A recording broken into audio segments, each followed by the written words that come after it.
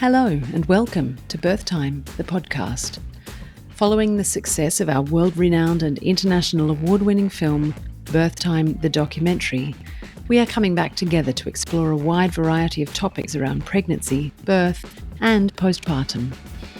As a way of exploring topics in great depth, we will be covering one topic over several episodes, bringing you up-to-date evidence-based information from academics, practitioners, and birth workers, as well as stories and lived experiences from birthing women and people and their families. We will also have interludes with people we interviewed in Birth Time the documentary, finding out where life has taken them since the creation of the film.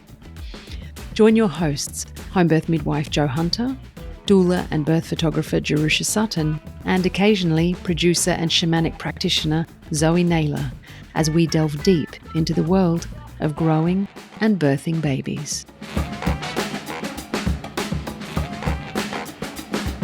Hello, beautiful people. Welcome back to Birth Time, the podcast. We are in Series 2, our series of Who Defines Risk. This is episode 3 in that series, and today we have Katelyn Commerford joining us. Katelyn is a mother of 2 gorgeous girls, both born via caesarean, one under the care of a private obstetrician and one following a home birth transfer with a private midwife. She lives in Western Sydney on Darug land with her children and her husband Sam. She works as a doula, a VBAC mentor and educator, a Kangatraining instructor, and a women's circle facilitator, specifically hosting home birth transfer circles and VBAC support circles. She is also president of Home Birth New South Wales, co-host of the Australian VBAC Stories podcast, and perhaps, most importantly right here, she is a woman whose future birth choices would be drastically impacted by the Professional Indemnity Insurance changes as they are currently proposed. Katelyn, welcome. Thank you for joining us today. Thank you guys so much for having me. It's my pleasure. It's so beautiful to have you on here today, love. Yeah. Before we go into really sharing a lot of your story and the work that you're doing, because I mean, obviously your professional work is pretty amazing what you're getting up to out there, Katelyn. And full disclosure, before we like really deep dive into this story, is that, you know, we did work together with your second birth, so I was your midwife. Yeah. And, you know, which was a planned home birth and ended up transferring and having a caesar. So for you as a woman in Australia currently, planning, you know, potentially another baby, having had 2 previous caesareans, how are you feeling before we actually, you know, go into telling your story? What are you feeling? What's the kind of general consensus out there, you know, amongst women who would be considered outside the guidelines for the Professional Indemnity Insurance if it goes through in the way in which we think it might? Yeah. I've kind of done a roller coaster that I'm still riding of the emotions. And, you know, my first emotion was just like panic. And then it kind of settled to like, nah, it'll all be fine. And then it's sort of the fear and then the panic again. And then, you know, it just kind of keeps circling around. And every now and then I get to a point of going like, we won't allow it to happen. We can't. It can't happen. And then I go, well, I mean, it's difficult because even though we are a very loud and very passionate community, we are very small. And even if you get every one of the home birth community sort of standing up, we still make up a very small percentage of the population. And so, you know, maybe it will happen. And yeah, I don't know. Like it worries me. Still worries me. But at this point I just have to find some faith that, yeah, it's going to work out, and that collectively enough people, even those that wouldn't choose home birth for themselves, understand that this is still, it's restricting women's choice at the end of the day, and enough people will make enough noise. Yeah. As the coordinator of Home Birth New South Wales, and I know that you're in a group that I'm in as well, you know, representing Birth Time, plus many other amazing consumers and a few academics in that group that are working with Homebirth Australia to try and get this campaign up and running. What is have you guys from Homebirth New South Wales heard much from the community? No, not a huge amount. There's a lot of discussion in primarily the local groups that I'm involved in and attend personally. So there's a few in my area that I actually get along to, one that I host and a couple that I'm regulars at. And, there's a lot of discussion there. But most of the communication is going through to Homebirth Australia, which does make sense because they're sort of spearheading. But there's a lot of worry. There's a lot of women just saying all the time, like, surely this can't happen. What's going to happen? How is this? How's it going to work? And what's the general, for women like yourself who would be considered outside the guidelines for a home birth, what would you do? What's the general? What's everyone saying what they do next time if they have another baby? I think the majority is saying they would just free birth. And it's certainly a lot of discussion that I've had with like my close group of friends who are all home birth women as well. And, a lot of discussion that's being had by many is that, I can't fathom trying to birth the way that I want to in a hospital and feeling safe to do so. And that's the case for a lot of us, is that, I can't say that myself personally, I feel 100% comfortable with free birth, but on balance, that's what I'd pick over a hospital birth. And it's not fair that I would have to choose between two options that neither feels completely safe to me. Yeah. I think that's probably a good segue into your actual birth stories. Yeah. So can you share with us your first birth, and then obviously we'll go into the second? Yeah, the Cliff Notes version because it's quite an epic. But yeah, essentially I chose a private obstetrician for my first birth for, in the end, no other good reason than I was really concerned about breastfeeding, and I'd heard my mum talk about with her by the time she got to the third baby, she refused to leave the hospital until she got breastfeeding sorted out, and it took 10 days for her. And she just said, I'm not going until this is working. So, figure it out. So that, I think, informed a lot of my decision making. And I ended up going, well, the local hospital, public hospital, you get kind of turfed out, and you're sort of straight out at home. What if there's problems, particularly if you have a normal birth, which I was very much planning on having, just straightforward vaginal birth. So I went with a private OB knowing that I could have more time on the ward afterwards, which is hilarious now because you look back and think it's like the most unhelpful place to be if you're actually trying to breastfeed anyway. And interestingly, I didn't know a lot about, I fell pregnant very quickly, faster than I expected, and I tried to figure out how the private midwifery thing worked. I was one of those people that said, I love the idea of home birth, but I could never do it myself. And, I thought, how do I hook in with a private midwife? That feels like something that would work better.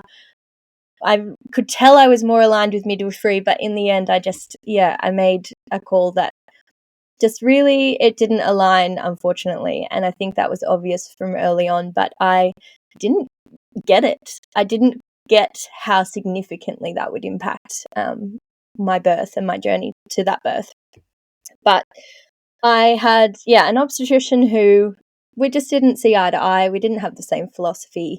And by the time I got to 40 weeks pregnant, and I was very much expecting to be post-8, I was a 42-week baby myself. She said, all right, so when are we booking in your induction? And I was like, how about I just come back next week and we'll see how we're going? And she sort of shook her head knowing that that's what I was going to say, and, said, all right, but we really need to be talking about it next week, and, had to go in for all the monitoring and all the stuff. And eventually I agreed to being induced at 41 plus 6, which is the Monday of that week that I would have been 42.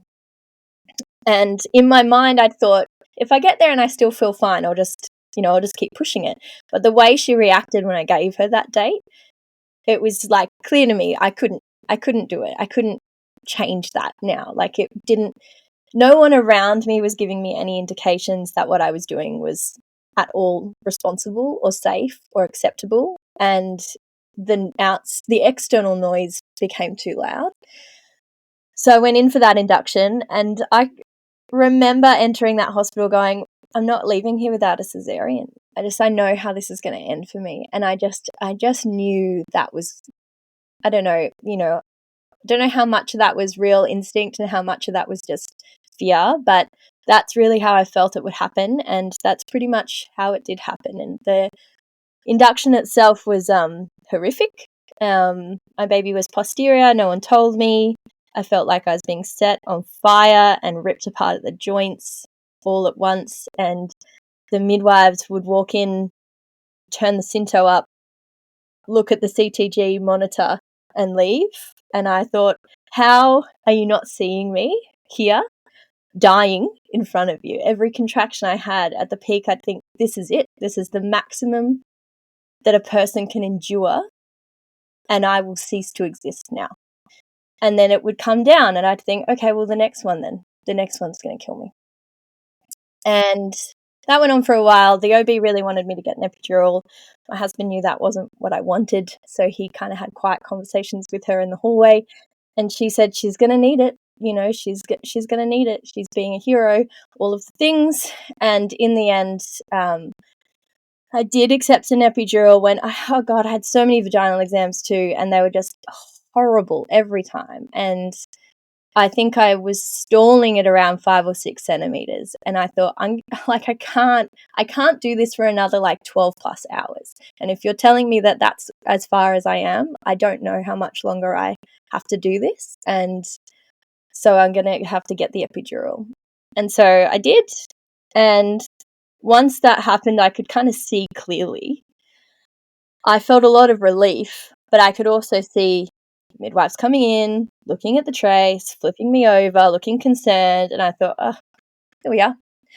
We're headed for a caesarean. And I heard a handover happen at the door, and someone said, is doctor on her way in? And they said, yes. And I said, well, I'm not about to push baby out. So that's happening. And she, sure enough, came in, and she kind of put her arm hand gently on my arm and said, now, Katelyn, we have to go for a caesarean now. This baby's getting tired. You know, you're getting tired. We can't wait any longer. And I think it was about 9 p.m. and we'd been going since 9 a.m.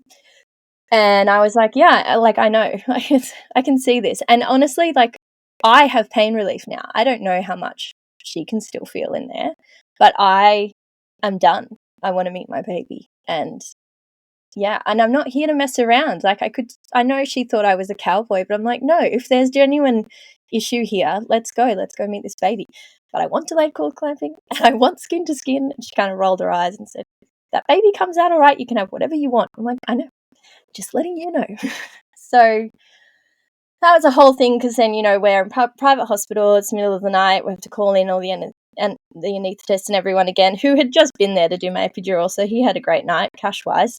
And they topped up my epidural too high, so I was numb up to about my chin. And I said to him, should I? And he was like, no, okay, we're not going to give you any more. And I could feel the kind of panic. I'm like, I can't feel myself swallow. And I feel like I'm going to drown in my own saliva. And I said, I need you to just stick my head up, because I could feel the panic sort of coming up. And I thought, if it takes over, they're going to put me under. And if I'm not having that. So I was like, tip my head up. And I just kind of had to just go internal. And then my daughter was born, and the doctor, she was really great in surgery, shock horror. Obstetricians are often great surgeons. And she said to everybody, they don't know what they're having, so don't no one say anything, which I thought was actually quite compassionate. It was probably the most compassion I'd seen from her the entire time. And she said, Katelyn, baby's here and is well. We're just waiting for the cord to stop pulsing. So she gave me full delayed cord clamping. What I hadn't factored into that was that my baby would be born and I still hadn't seen her.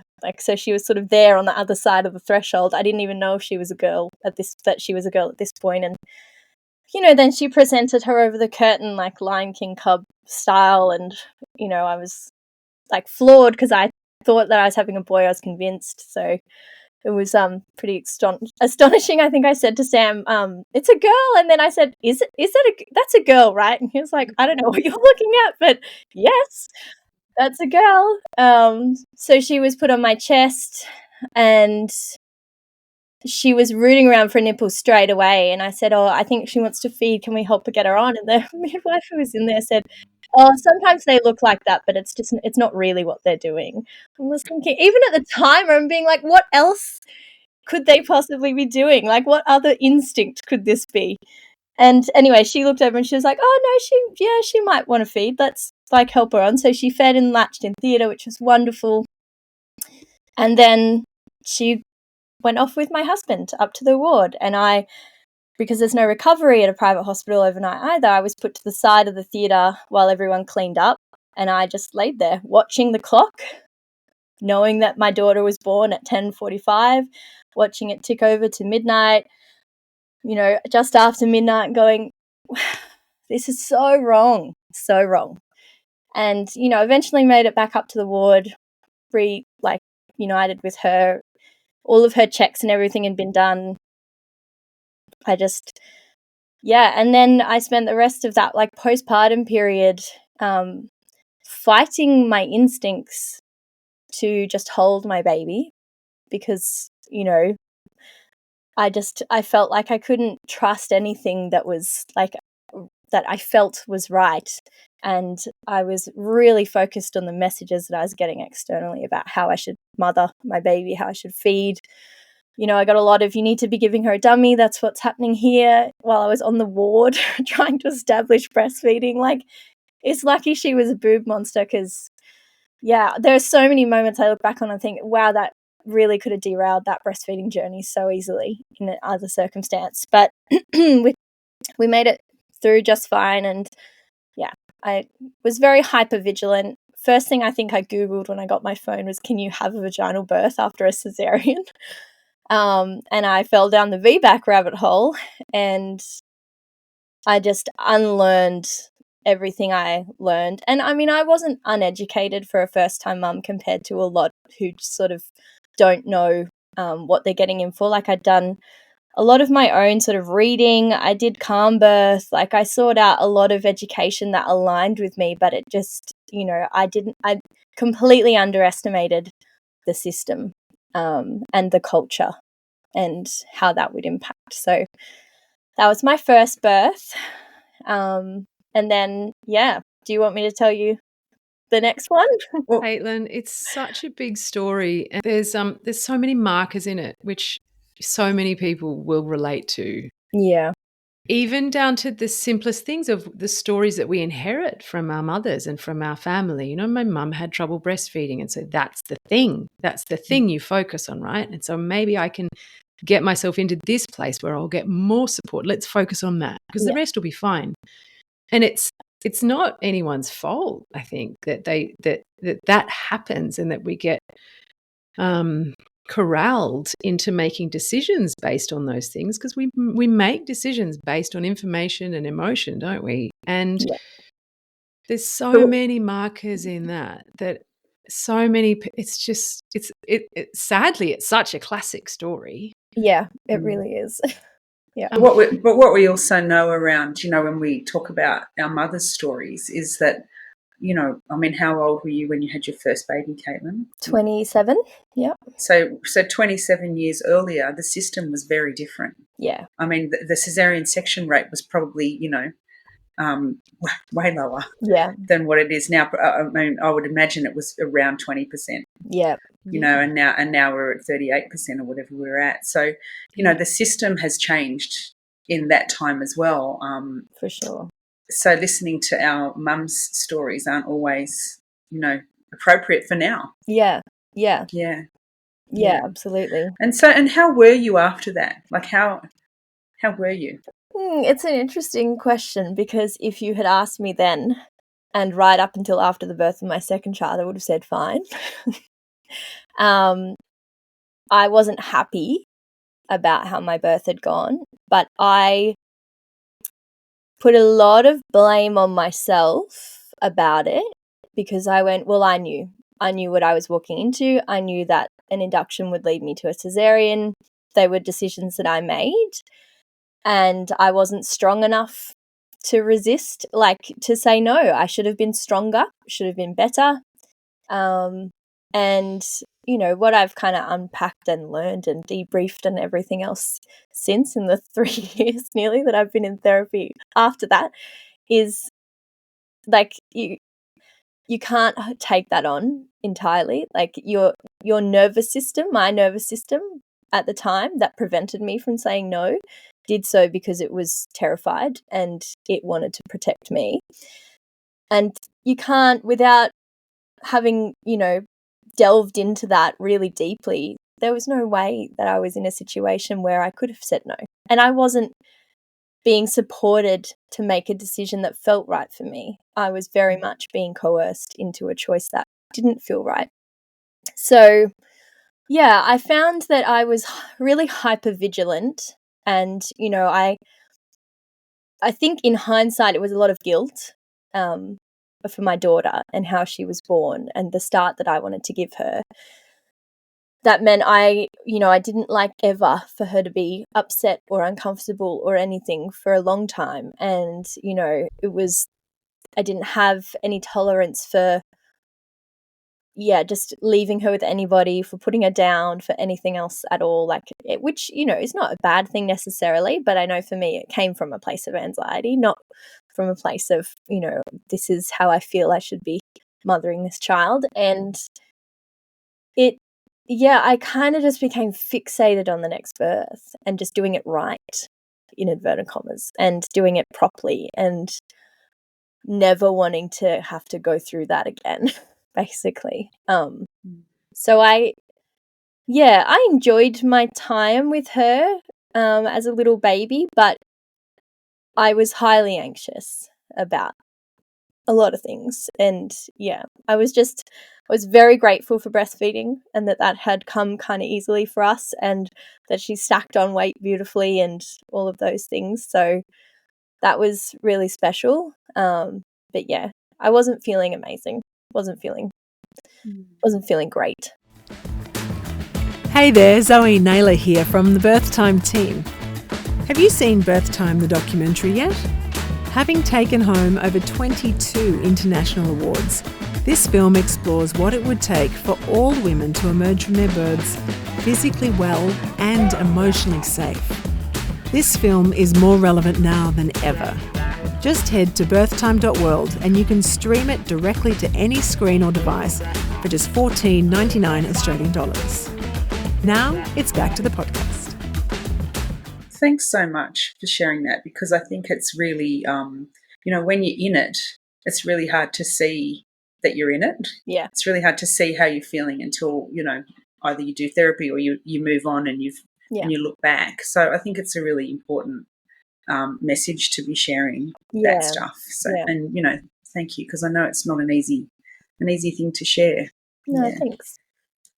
So tell us about the next birth. Well, my next birth was, immediately I knew that I was going to have a VBAC. That was my plan. And not long after I started researching it, I realised my best chance would be at home. And as it was, my mum knew a home birth midwife who actually we had reached out to at the end of my pregnancy when my doctor said some stupid thing about my baby being less engaged and might need a caesarean and whatever else that had thrown me into a spiral. And I remember mum saying, oh, I've got this midwife friend. Maybe I'll ask her what she thinks. And so going into the next pregnancy and thinking, you know, I'm going to have this home birth, and initially just going, that's going to give me my best shot at a VBAC, so that's what I'm going to do. And then learning more and more about home birth and birth physiology and hormonal physiology, and going, how actually do any of us manage to birth physiologically in a hospital? They don't, essentially, is the answer. Like, it's very, very rare. And that's when I realized that I'd crossed a threshold of choosing this because I felt like that was going to give me the best shot, to feeling like that was actually where I was safest. And that's where I felt like I was going to be most comfortable. And yeah, I got in touch with Jo and I am just trying to remember. No, I had a chemical pregnancy initially, and then I had another the next month, and we started trying when Flo was literally just 1. So I was really racing into it. As soon as I was over that 18-month like pregnancy birth interval, I was like, I'm just gonna go for it. And I think my body was really saying like, whoa, whoa, whoa. We're not ready for this yet, and slow down. And so after the second chemical, I went, I'm actually just going to give it a bit of time. I went back to work, and then when I think it was about 6 months later, we thought, okay, now's good. And we fell pregnant that first month with Stella. So that was, so we got booked in, and COVID turned up and turned the world upside down. And I was really even more grateful than ever to be planning a home birth, because my care wasn't really that interrupted. It sort of like we did some of our early antenatals on Zoom, but it was very consistent, and it was so different to be getting towards the end of my pregnancy and not be having this increasing sense of dread and increasing anxiety and increasing stress, and instead just be feeling more and more excited, and just completely at ease. Like I had all the confidence in the world. I had completely written off my first birth as was induced, doesn't even count. Pack that in a box, put it away, never think about it again. Everyone's going to be in this beautiful oxytocin bliss bubble. It'll solve everything. It'll fix everything. Florence, my eldest, she'll be there. She'll get to soak it up. That'll fix what she missed out on. Like all of these things, putting a lot on this particular birth. And I was really, really excited to have spontaneous labor. That was kind of the thing that I was, I remember saying a few times to my husband, like, honestly, even if I just get to labor spontaneously, I really feel like that's my number one goal. That would be amazing. And I was very much expecting to just keep waiting. I'd given everybody in my life a fake due date, so they thought I was due at 42 weeks, and which was just another issue because my mum had her 50th and she ended up with like multiple different COVID parties over that week, and I was 39 weeks pregnant being like, I'm not up for this. And they're all going, what are you complaining about? But it was all right. We got there. And then lo and behold, 41 weeks, after a few days of like pretty painless but regular contractions. I don't know if you remember that, Jo. It was like random 3 days of just like, I don't know what this is. And then it just suddenly kicked up. And I got out of the shower, and I'd gotten Flo to bed a couple hours earlier, and I went, ooh, that really bit. Whatever that was a contraction, I think. And it just cracked on from there. It was like 5 minutely, pretty much from word go, 4 to 5 minutely. I had a beautiful doula who is now like a very dear friend of mine, and she came down fairly early on because Sam was sick, and I didn't want to wake him up, and he was going to be in charge of looking after Florence. So she came down, helped me get set up. I was pretty much in the zone not long after she arrived. Like I was vocalizing, we were setting everything up. We got a pool set up, and then things were feeling great. I remember thinking like, God, this is like really hard work, but it feels so productive. Like I feel things working really well. And I felt very safe. I felt very comfortable. I was just having a great time. Like I was working hard, but it was great. And things changed a bit over the night. Florence woke up, and I think that threw me for a loop as well because she really wanted me.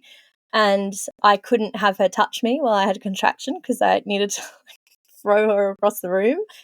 And then I was struggling emotionally with that because I think, again, I had this guilt that I hadn't registered, and that wasn't helping it.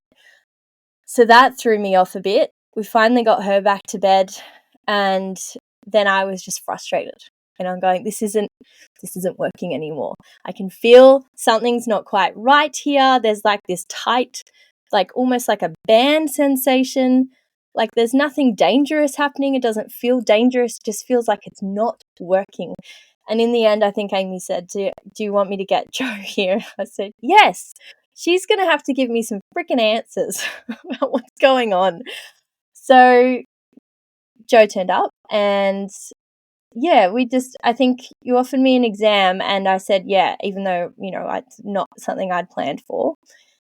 And then we identified, it was like, fairly well dilated, but baby's head very, very far away from the cervix and pushing on my pelvic bone, which is where that sensation was coming from and why it wasn't feeling productive anymore and all of those things. So we talked about that for a little while and then I think you said, what do you want to do? And I said, well, I know what's going on now. We'll just keep going, see what happens. And Amy helped us with some spinning baby stuff. We did a forward-leaning inversion through some contractions and then got her to disengage and then re-engage in a Walsh's position and a few other things, and then went and had a nap and had something to eat, something to drink, and it just kind of dragged out across the day. And I think I was feeling very impatient about what's happening, why isn't it moving?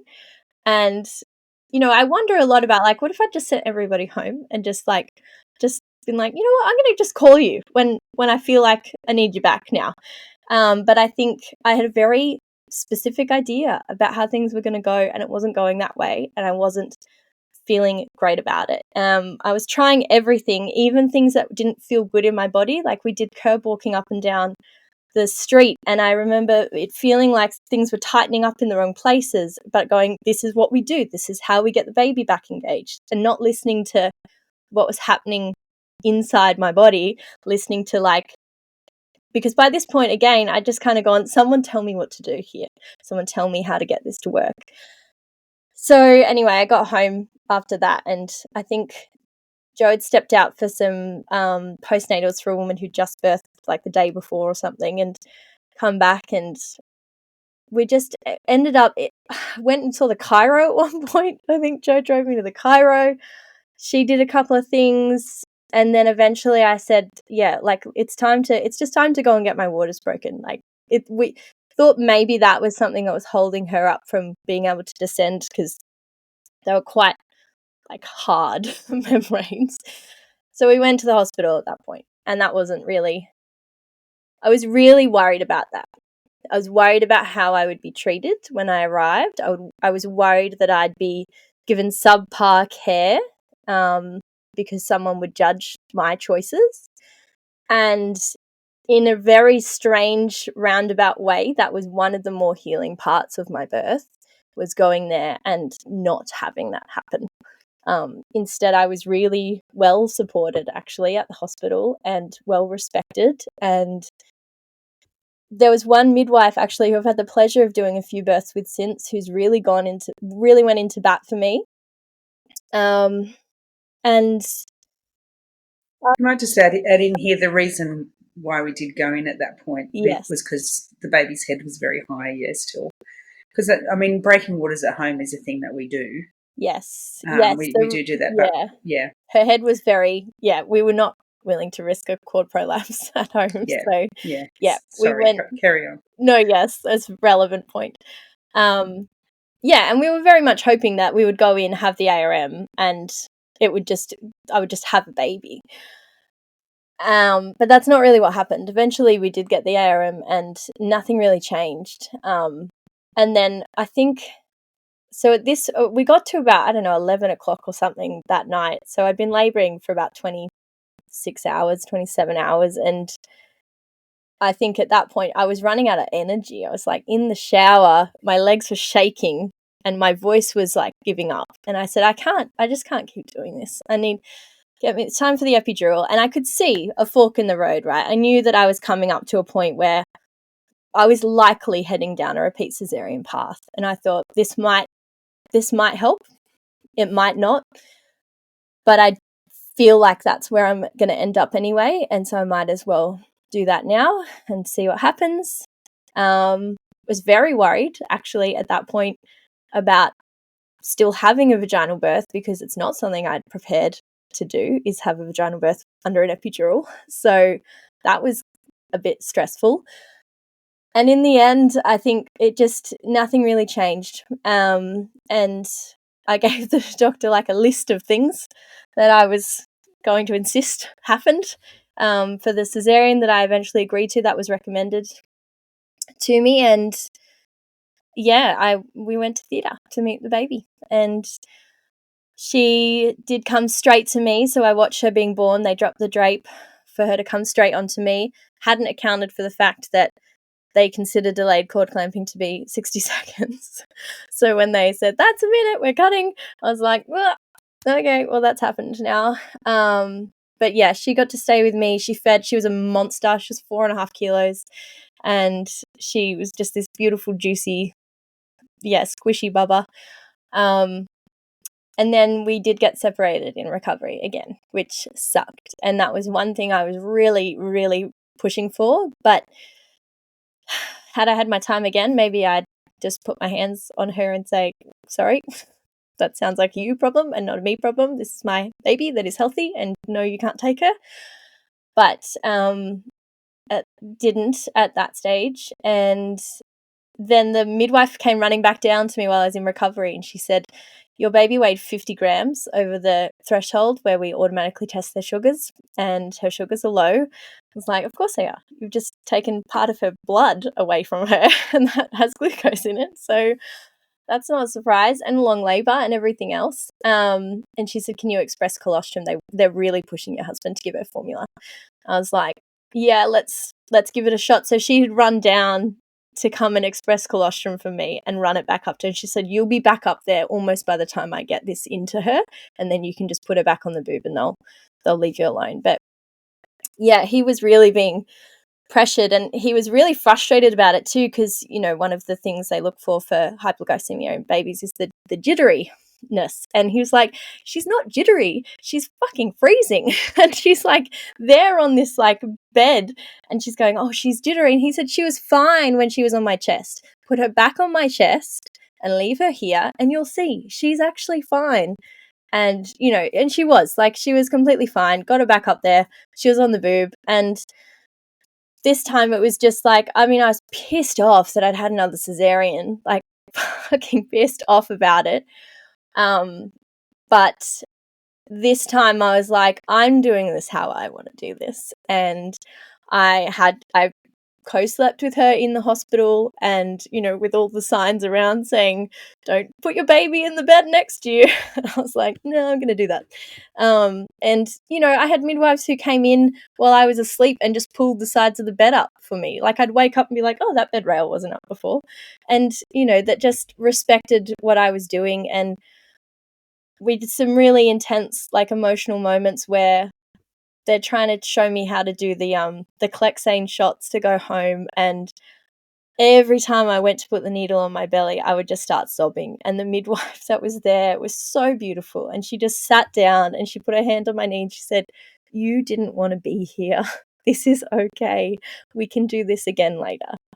And she just listened to my story. And, you know, there was a student midwife in there who wanted to hear like what my story was, and I was actually really, really well supported in there, apart from this one woman who was pushing my husband to give my daughter formula. But yeah, but it was a massive relief even still to come home and go back, like slot back into care with my midwife. And then that was really important to have that as well postnatally, to just be able to debrief and ask questions that no one had answers to, and, you know, everything else. But yeah, it was a very different birth, even though on paper you'd say same thing, but it wasn't. They were incredibly different. And even though there was grief and there was disappointment, I felt really like I had been really well supported every step of the way. Every decision had been mine, and I didn't feel like I regretted decisions that I made. I thought that was the best decision I could make for me at the time, and that was my decision to make. You know, I was given all the information, I was given all of that, and I said, this is what I'm going to do now. So that made the world a difference. Yeah. So that was Stella's birth. It just goes to show the difference in even the hospital experience and the people that you encountered there, Yeah. and the way in which the staff there supported you or, treated you compared to your first birth. Totally. And how that made a big difference to your experience as well. Yeah. I mean, anyone out there listening, just be kind. 100%. I say this all the time to, people who I know as students and everything else. I'm like, you've no idea how the smallest thing can impact like the care that you give. I know it probably feels like you don't have any way of supporting women the way you want, but that makes the difference actually so much of the time. And I just want to say as well, like, I know because I read all the stories in preparation for the birth trauma inquiry that not everybody has a transfer experience like that. I know that acutely, and I just want to send a lot of love to everybody out there who actually that wasn't their experience of transfer, because I know that is a really huge problem that we have actually at the moment. So, yeah. It's so beautiful that you're holding those circles, Katelyn, for the home birth transfer women. That's such an important part of this community, I think, because, those women often feel like they don't belong anywhere in either clan, and it's they a really absolutely do. odd... home birth is not about where your baby is born, is it? No, and it is. It's really tricky, and I kind of just claimed that place in the home birth community afterwards. Like, I was like, I don't care, I'm staying here. And that, I think the fact that I felt so kind of good about all of my experience gave me the confidence to do that. But I know that, and I mean, I know now that I'm holding these circles particularly, I already knew it, but I'm really seeing it. Like, they're really unsure about where they belong and whether they're welcome and everything else. And, so I say all the time to the people that are like running these groups, like, please let people know that they are really welcome and make them feel welcome in these circles, because no one can guarantee you a home birth. No one can guarantee you a vaginal birth, but you're part of a community who believes that that's a safe choice, and that that's, the autonomous like choice that comes into it. Like, we share the same values here. You're not going to get that with the rest of like the community that value birthing in hospital, because it's different. So, and I feel like the people in those groups that did have successful home births would be horrified to think that anybody that did transfer was feeling that way as well. Yeah. And I mean, it's such important work that you're doing, and there's a big gap there that you're filling for a lot of women. So that's awesome. And, I've had my own clients attend that group and have had amazing feedback from it. So that's so thank lovely. you. Yeah. Yeah. She sent me a beautiful email, actually. Yeah. It was wonderful. Yeah. Yeah. So how is what's the general feeling out there around? I mean, I don't know if you speak to people about it, but obviously you are planning to have another baby, and you are planning to have a home birth, go on that route again. What sort of reactions do you get from people out there in the community around the idea that you're planning another home birth after 2 caesareans, and the whole idea that the last one ended with a transfer and a caesarean? What sort of feedback or reactions are you getting around that? I am very cautious of who I share that information with, just because I am not interested in putting a lot of energy into conversations with people that are just going to be like talking to a brick wall. And there's plenty of those out there that would be that case. I think most of my family, for example, even my extended family, know better than to argue or debate. And they sort of go, well, if you think that's the best option, then, then we trust you. And yeah, I've mentioned, like, I mean, there are some midwives out there who I've worked with, and, they've like, you get chatting as you do births when you're there for a long time. And like, they've always been like, oh, cool. Like, even some of the hospital midwives, like, yeah, great. You know, mostly very encouraging and supportive. Yeah, I haven't had any really sort of negative or even like sort of surprised responses to it, but probably only because I am, careful. I choose my audience carefully in that setting. Yeah. I wouldn't lie about it if somebody asked me, but I just don't really open the discussion. Like, I'm an open book when it comes to that, but they know my soapbox sits right next to me and I'll just get right up on it. So, yeah. And how do you feel in yourself about that, Katelyn? How do you feel when you project forward to planning another birth? I feel really good about it, actually. I've done a lot of work with beautiful Athena, who you had on in the first series, since I had Stella. And there's been so much that I have worked through that I think this work really needed to be done before the first birth, unfortunately.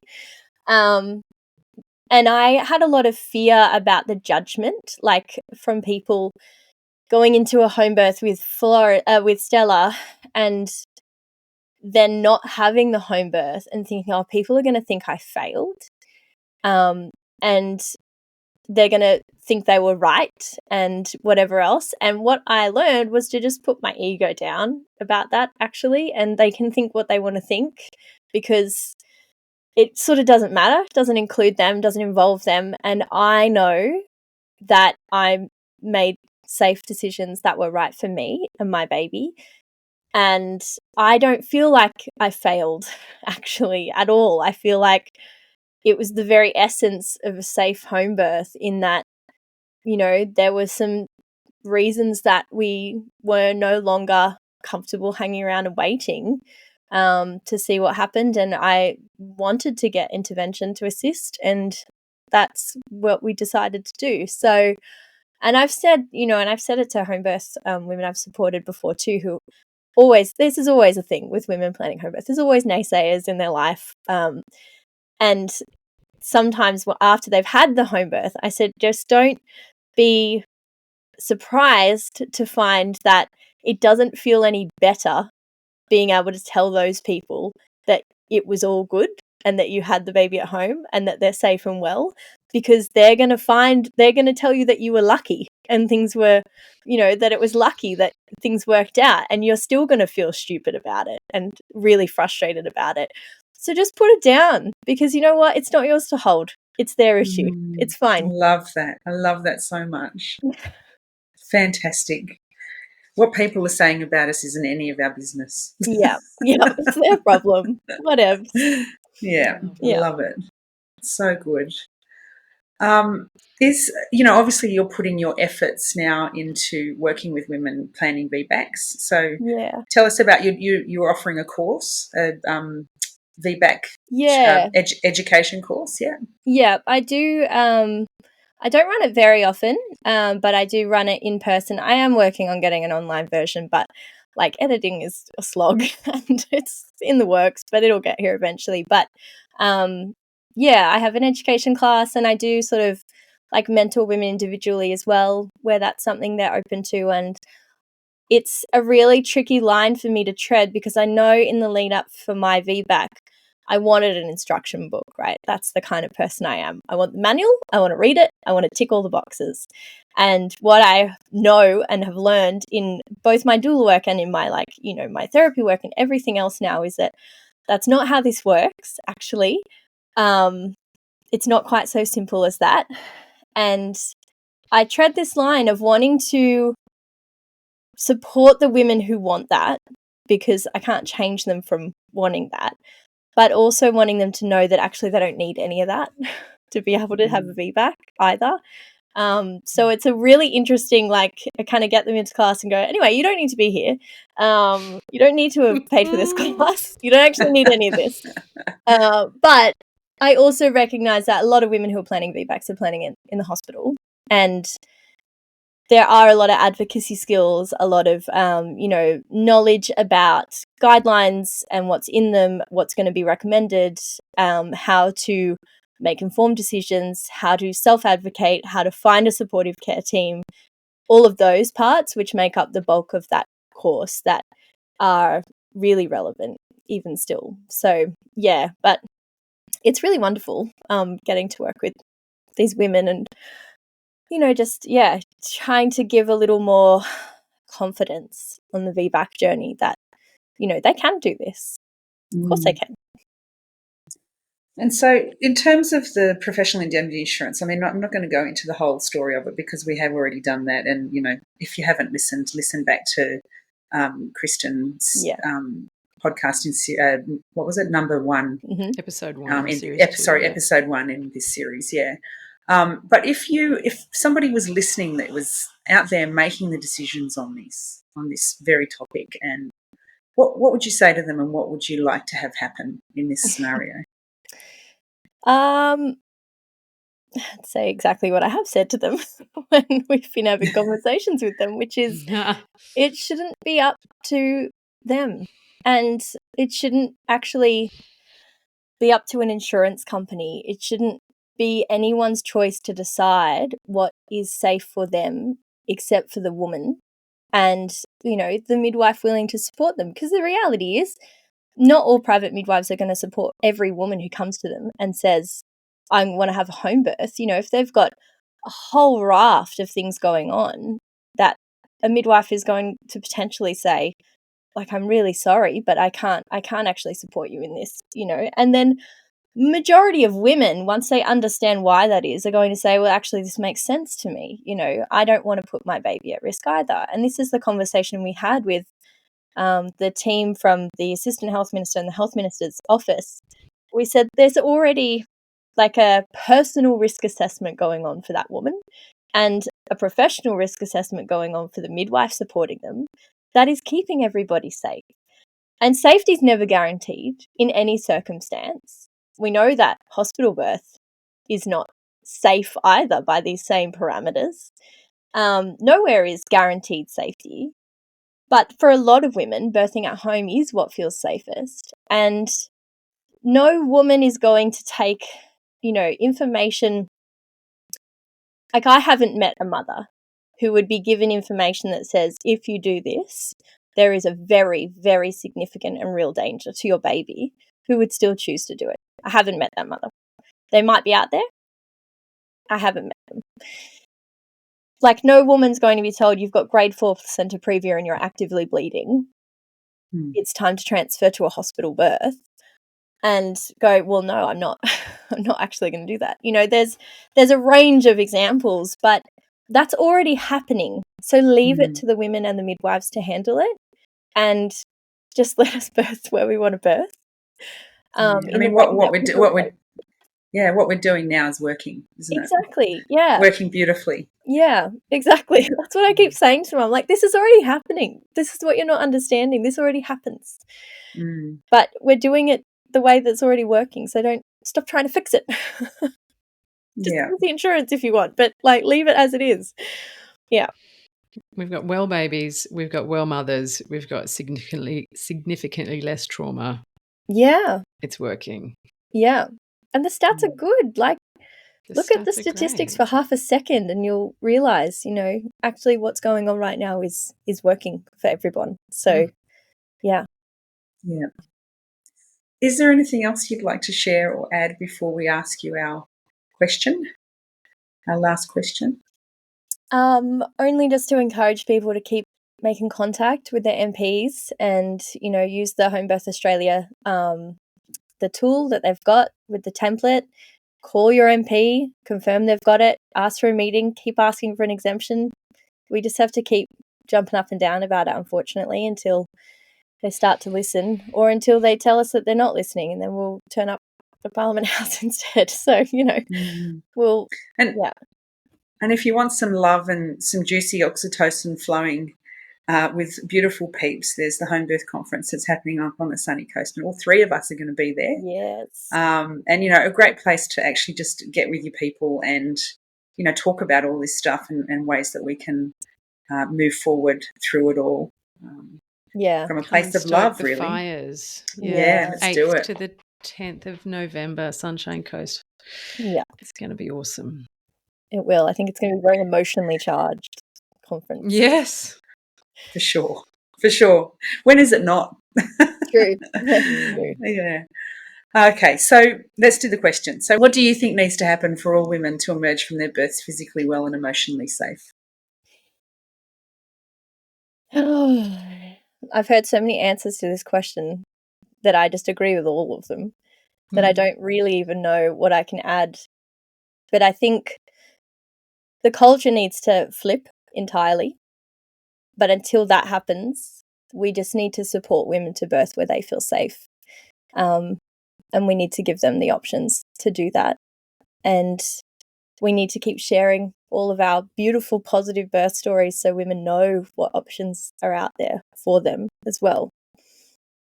Yeah. True. Thank you so much. Thank you so much. Just beautiful. It's very special to hear your stories, Katelyn, I think. Thanks, guys. So lovely to always have a place to share. It really makes a difference, though, for women to relate to and to know that they're not alone on this journey. I think back to so much of the feedback we got after the film. Mel Podolsky, who'd had, multiple caesareans, and we followed her journey not knowing how it would play out. And that for so many people was such a significant point of association and familiarity and welcoming that those stories are shared. Yeah. And it's just so powerful. So thank you. So thank you for your beautiful podcast as well. Anyone looking for more VBAC education and stories, the Australian VBAC podcast. Thank you for all the work you're doing on that. Thank you. It's brilliant, love. We love you. Thanks for coming. Love you guys. Thanks so much. Bye. And that's a wrap. You can check out the show notes to find websites, books, research articles, social media handles, and general information about each of our podcast guests. Thank you to our fabulous birth time sisters, Zoe Naylor and Selena Scoble, for supporting the creation of this podcast behind the scenes. If you're enjoying the show, please take a moment to follow or subscribe to Birth Time the podcast. Leave us a review and a rating, and please, we'd really love it if you'd share it amongst your friends and networks. You can also find us on Facebook and Instagram at Birthtime World, and our website birthtime.world, where you can also stream and watch our international award-winning film, Birthtime the Documentary. You can find out more about me, Jo Hunter, and my midwifery work at midwifejo.com.au, and more about Jerusha Sutton and her gorgeous photography and doula work at jerusha.com.au. And thank you to you, our beautiful Birth Time family, for tuning in to Birth Time the podcast. We really do appreciate you all so, so much. Until next time.